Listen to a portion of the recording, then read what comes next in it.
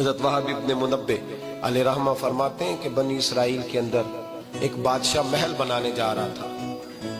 महल आज भी जिस आदमी की सोसाइटी के अंदर 2-4 किले 2-4 एकड़ किसी गरीब के आ जाए, वो या तो उसे धमकाता है या ब्लैकमेल करता है, कुछ ना हो सके तो फिर कत्ल ही करा देता है माज़अल्लाह। और ये खबरें आम हमें सुनने पढ़ने और देखने को मिलती हैं।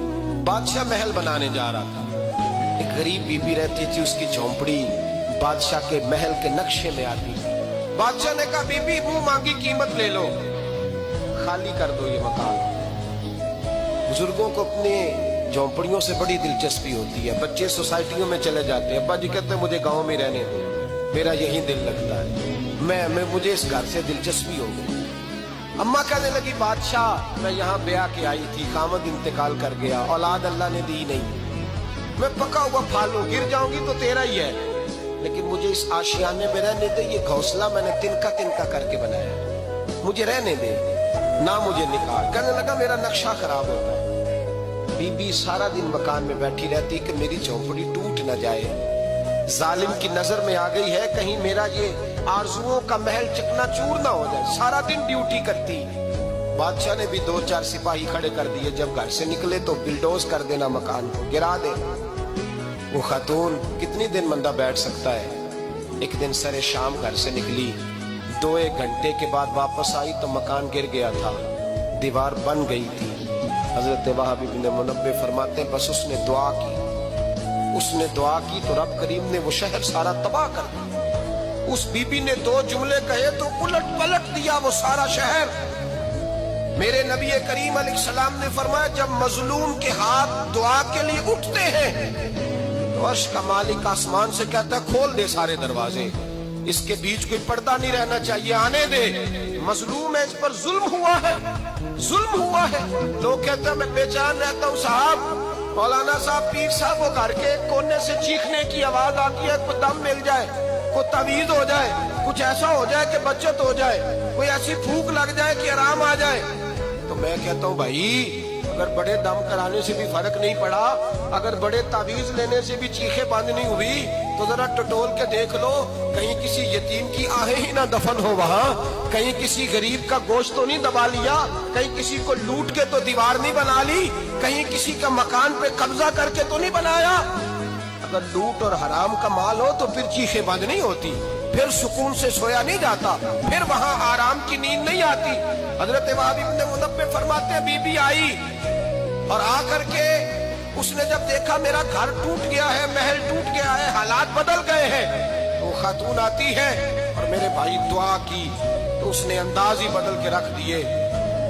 मकान से निकली तो मकान टूट गया और फरमाते वापस आई तो हाथ फैला के पता क्या कहती है, कहती ऐ अल्लाह मैं तो मौजूद नहीं थी, बता तू कहाँ गया था, तू भी मौजूद नहीं था, मैं तो नहीं थी पर तू कहाँ था। बस रब करीम ने हजरत जिब्रील को हुक्म दिया, फरमाया ये बस्ती उलट दो, सारी तबाह कर दो, ये लोग नहीं रहने चाहिए, जो जुल्म तो सहते हैं बगावत नहीं करते, नहीं रहने चाहिए।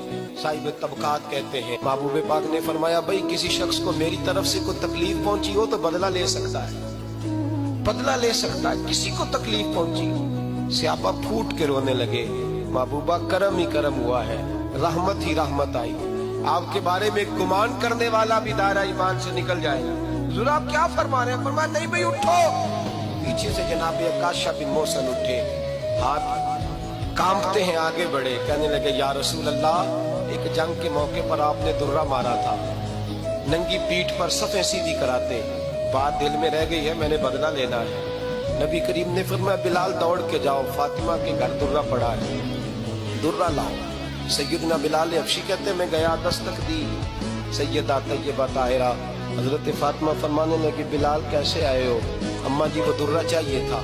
सैयदा को तशवीश हुई, कहने लगे बिलाल ना तो जंग पे जाना है, ना जिहाद है, ना कोई ऐसा मौका है, हुजूर की तो तबीयत मुबारक बज़ाहिर बड़ी अलील है, दुर्रा क्या करेंगे? हजरत बिलाल अर्ज करने लगे अम्मा जी एक सहाबी बदला लेने लगे हैं, साहिब तबकात ने जुमले लिखे हैं, कहते हैं बीबी साहबा ने दुर्रा भी दिया और इमाम हसन हुसैन को भी बाहर निकाला। फरमाने लगी अकाशा से कहना 100-100 दुर्रे मारे इन 2 शहजादों के जिस्म पर, नबी पाक के करीब ना जाए। मैंने 2 बच्चे पैदा ही अपने महबूब पर कुर्बान करने के लिए किए, इनको ले जा। हजरत बिलाल कहते मैं 2 शहजादे लेके आया, और जब दरवाजे में मैं लेके पहुंचा तो नबी पाक ने देखा तो आंखों में आंसू आ गए। फरमाया इनको बिठा दो, मुझे पता है फातिमा ने क्या कह के भेजा है। हजरत सैयदना बिलाल फरमाते हैं दुर्रा मैंने जनाब अकाशा को दिया। हजरत अकाशा दुर्रा लेके आगे जो बढ़े तो हजरत अबू बकर सिद्दीक ने उनके पैरों पे हाथ रखा। फरमाया अकाशा मेरी तरफ आ या, मुझे मार दुर्रे, नबी पाक के करीब ना जा। मुस्तफा करीम ने फरमाया अबू बकर तू हट जा, इसे आने दे। फरमाते मैं चंद कदम आगे गया तो मौला अली शेर खुदा ने मेरे पैर पे हाथ रखा। कहने लगे अकाशा सोच तो सही तो क्या कर रहा है। हुजूर ने फरमाया अली हट जाओ, मेरा और उनका मामला है। जनाब अकाशा आगे बढ़ रहे। नबी करीम ने फरमाया मैं अपनी उम्मत को दर्श देना चाहता हूँ, खबरदार खबरदार जिंदगी में तुम्हारे हाथ से जुबान से किसी को तकलीफ ना पहुंचने पाए, खबरदार। याद रखना वो माशरे बिगड़ जाते हैं, वो माशरे तबाह कर दिए जाते हैं जहाँ जुल्म होता है, जहाँ ज्यादती होती है, जहाँ लोगों को सताया जाता है। महबूब करीम के करीब आए हजरत अकाशा का हुजूर मेरी पीठ नंगी थी, आप भी जरा कपड़ा हटाइए। नबी करीम ने पीठ से कपड़ा हटाया। जनाब अकाशा ने दुर्रा जो उठाया तो सहाबा की चीखें निकली। हजरत अकाशा ने दुर्रा दूर फेंका, हुजूर के बतने अतहर से लिपट गए, चूमने लगे, कहने लगे हुजूर वो तो सफे सीधी कराते लग गया था, आपने कहा मारा था।